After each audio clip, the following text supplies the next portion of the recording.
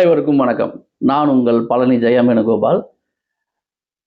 சுயசாரம் பெற்ற கிரகம் அரசு வேலையை பெற்றுத்தருமா அப்படிங்கிறது தான் நம்ம இன்னைக்கு பார்க்கக்கூடிய தலைப்பு. இப்போ சுயசாரம் பெற்ற கிரகம் எல்லாத்தையும் கொடுக்கும் அப்படின்னா அது அரசு வேலையை ஏற்படுத்தி கொடுக்குமா ஒரு ஜாதகருக்கு அப்படிங்கிறது தான் எல்லாத்துடைய கேள்வி. அது என்ன டீட்டெயில் அப்படிங்கிறத இந்த பதிவில் பார்க்கலாம். பதிவை ஸ்கிப் பண்ணாமல் கடைசி வரைக்கும் பாருங்க. சுயசாரத்தம் பெற்ற கிரகம் என்ன பண்ணுங்கிறத நம்ம பார்க்கலாம். இப்போ ஏற்கனவே சொன்னதுதான், உங்க எல்லாத்துக்குமே ஏற்கனவே தெரியும். சுயசாரம் அப்படிங்கிறது ஒரு கிரகம் தன்னுடைய சொந்த நட்சத்திரத்தில் இருப்பது சுயசாரம். சில பேர் என்ன சொல்லுவாங்கன்னா, சொந்த வீட்டில் இருந்தாலும் சுயசாரம்பாங்க. அப்படி கிடையாது. சுயசாரம் அப்படிங்கிறது, சாரம்னா நட்சத்திரம். அப்ப தன்னுடைய சொந்த நட்சத்திரத்தில் ஒரு கிரகம் இருந்தால் அதை சுயசாரம் என்று நம்ம சொல்லலாம். உதாரணத்துக்கு கேதுவுடைய நட்சத்திரங்கள் அஸ்வினி, மகம், மூலம். சுக்கிரனுடைய நட்சத்திரங்கள் பரணி, பூரம், பூராடம். சூரியனுடைய நட்சத்திரங்கள் கிருத்திகை, உத்திரம், உத்திராடம். சந்திரனுடைய நட்சத்திரங்கள் ரோகிணி, அஸ்தம், திருவோணம். செவ்வாயுடைய நட்சத்திரங்கள் மிருகசீரிடம், சித்திரை, அவிட்டம். ராகுவுடைய நட்சத்திரங்கள் திருவாதிர, சுவாதி, சதயம். குருவுடைய நட்சத்திரங்கள் புனர்பூசம், விசாகம், பூரட்டாதி. சனியுடைய நட்சத்திரங்கள் பூசம், அனுசம், உத்திரட்டாதி. புதனுடைய நட்சத்திரங்கள் ஆயில்யம், கேட்டை, ரேவதி. இப்போ ஒவ்வொரு கிரகமும் இப்போ அந்த கிரகம் தன்னுடைய சொந்த நட்சத்திரத்துல இருந்துச்சுன்னா அது சுயசாரம் அப்படிங்கிறது நம்ம எல்லாத்துக்குமே தெரியும். இதுதான் உண்மை. என்ன ஒரு பியூட்டி அப்படின்னா, சுயசாரம் பெற்ற கிரகம் கொஞ்சம் வலு அதிகம். சாதாரண ஒரு கிரகம் இருக்கிறதுக்கும் சுயசாரத்துல ஒரு கிரகம் இருக்கிறதுக்கும் அந்த வேலையை இயல்பா செய்யும் அப்படிங்கிறதான் உண்மை.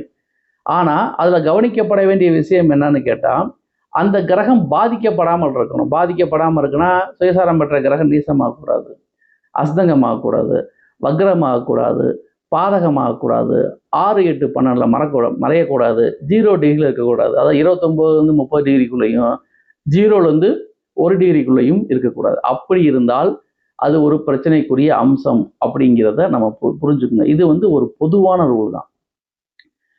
அப்போ நம்ம நோட் பண்ண வேண்டிய விஷயம், சுயசாரம் பெற்ற கிரகத்துக்கு இயற்கையாகவே வலு அதிகம் அப்படின்னு பார்த்தோம். சரி, அடுத்த கேள்வி, அரசு வேலையை பெற்று தருமா அப்படின்னா அப்படி சொல்லிட முடியாது. உங்க ஜாதகத்துல அரசு வேலையை கொடுக்கக்கூடிய கிரகமான சூரியன், குரு, செவ்வாய் ராஜ கிரகங்கள்னு பேரு.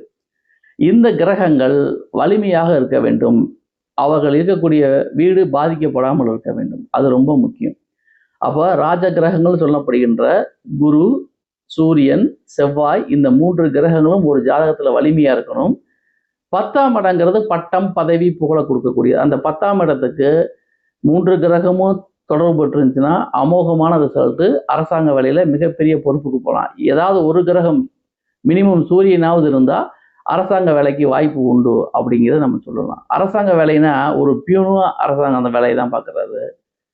உயர்மட்ட IAS அதிகாரியும் அரசாங்க வேலை தான் பார்க்குறாரு. அப்போ ரெண்டுக்கு என்ன வித்தியாசம் அப்படிங்கிறது, இந்த சூரியன், குரு, செவ்வாய் இந்த 3 கிரகமும் அவங்க ஜாதகத்துல எப்படி இருக்கு, எந்த பாவத்தோட தொடர்பு கொண்டு இருக்கு, அதை பொறுத்து வித்தியாசப்படும் அப்படிங்கிறத நம்ம புரிஞ்சுக்கணும். அதே சமயத்துல 6ஆம் இடம்ங்கிறது போட்டி தேர்வு. அப்ப 6ஆம் இடத்து அதிபதியோ அல்லது குரு, சந்திரன், குரு, செவ்வாய், சூரியன் இந்த 3 பேருமே 6ஆம் இடத்தோட தொடர்பு கொண்டு 10ஆம் இடத்தோட தொடர்பு கொண்டு லக்னாதிபதிக்கு பாதிக்கப்படாமல் இருந்தா அது சூப்பர் ஜாதகம்.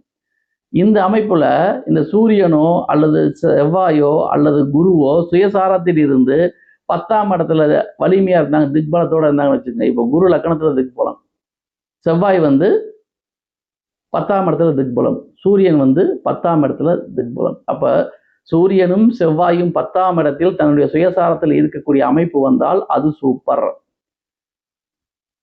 குருவும் லக்னத்துல சுயசாரத்தில் இருப்பது சூப்பர். அப்ப இந்த அமைப்பை நல்லா புரிஞ்சுக்கணும்.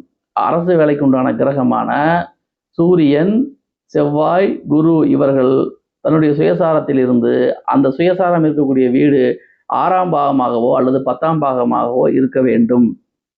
Main concept. அதே சமயத்துல ஜீவனாதிபதினு சொல்லப்படுகின்ற சனி அந்த ஜாதகத்துல பாதிக்கப்படாமல். இப்படி எல்லாம் ஒரு ஜாதகத்துல இருந்துச்சுன்னா அது தசாபுத்தி காலகட்டத்துல நிச்சயமா அதீதமான பலன் தரும். சரி சார், சுயசாரத்திலே ஒரு கிரகம் இல்லை அப்படின்னா அது எப்படி பலன் கொடுக்கும்? மற்ற பாவங்கள் சரியா இருந்தா வேலை கிடைச்சிருமான்னு கேட்டா, அடிப்படையில் அமைப்பு இருந்த யோகம் இருந்துச்சுன்னா தசாபுத்தி இல்லாம இருந்தா கூட அந்த விஷயம் நடக்கும். புரியுதுங்களா? அடிப்படையில் யோகமே இல்லாமல் தசாபுத்தி மட்டும் சாதகமாக இருந்தால் ஒரு விஷயமும் நடக்காது. அப்போ அடிப்படைங்கிறது ரொம்ப முக்கியம். அவங்க இயற்கையாகவே அவங்க ஜாதகத்தில் அரசு வேலைக்கு வாய்ப்புகள் இருக்குது அப்படின்னு இருந்து சம்பந்தப்பட்ட தசாபுத்தி நடக்கும்போது டக்குன்னு கிடைக்கும். அடிப்படையில் வாய்ப்பே இல்லை, தசாபுத்தி மட்டும் அரசு வேலை கொடுக்கக்கூடிய சாதக அமைப்புனா அது நடக்காது. அப்போ நம்ம தெரிஞ்சுக்க வேண்டிய விஷயம் என்னன்னு கேட்டால், சுயசாரத்தில் அமர்ந்த கிரகம் அரசு வேலையை பெற்றுத்தருமான்னு கேட்டால் அப்படிலாம் பெற்றுத்தராது. அந்த கிரகம் அதிக வலிமையாக இருக்க வேண்டும். அரசு வேலையை சொல்லக்கூடிய மற்ற கிரகங்கள் அந்த ஜாதகத்தில் இருக்கின்ற வலிமையை பொறுத்து தான் அவர்களுக்கு அரசாங்க வேலை எத்தகைய தன்மையில் கிடைக்கும், வலுவான பதவியா வலுவற்ற பதவியா அப்படின்னு நம்ம சொல்ல முடியும். இவை எல்லாமே முழுக்க முழுக்க பொதுவான தகவல் தான். தனிப்பட்ட ஜாதகத்தை பொறுத்து அதில் உள்ள கிரக அமைவுகளை பொறுத்து பலன்கள் வேறுபடும் என்ற அடிப்படை உண்மைகளை நாம் மறந்துவிடக்கூடாது. பொதுவான தகவல் என்பது வேறு, தனிப்பட்ட ஜாதக பலன் என்பது வேறு. இந்த விஷயம் உங்களுக்கு புரிஞ்சிருக்கும்னு நினைக்கிறேன். இந்த பதிவை லைக் பண்ணுங்க, கமெண்ட் பண்ணுங்க, ஷேர் பண்ணுங்க. உங்களைப் போலவே உங்கள் நண்பர்களும் பயன்பெறட்டும். அப்போ இந்த பதிவின் மூலம் நம்ம தெரிஞ்சுக்கக்கூடிய விஷயம் என்னன்னா, சுயசாரத்தில் உள்ள கிரகம் மட்டுமே அரசு வேலையை தந்து விடாது. அதுக்கு மற்ற சாத்தியக்கூறுகளையும் பார்க்க வேண்டும். சுயசாரத்தில் உள்ள கிரகம் வலுவாக இருந்து அவையே ராஜ கிரகமாக இருந்து சம்பந்தப்பட்ட அமைப்பிலும் இருந்தால் நிச்சயமாக அரசு வேலை கிடைப்பதற்கு வாய்ப்புகள் உண்டு. அது மட்டும் இல்லாமல் அந்த தசாபுத்தியும் வர வேண்டும். அப்போ இயற்கையில் அரசு வேலைக்கு உண்டான அமைப்பும் ஜாதகத்தில் இருக்கணும். அந்த அரசு வேலையை தரக்கூடிய தசாபுத்திகளும் வரணும்.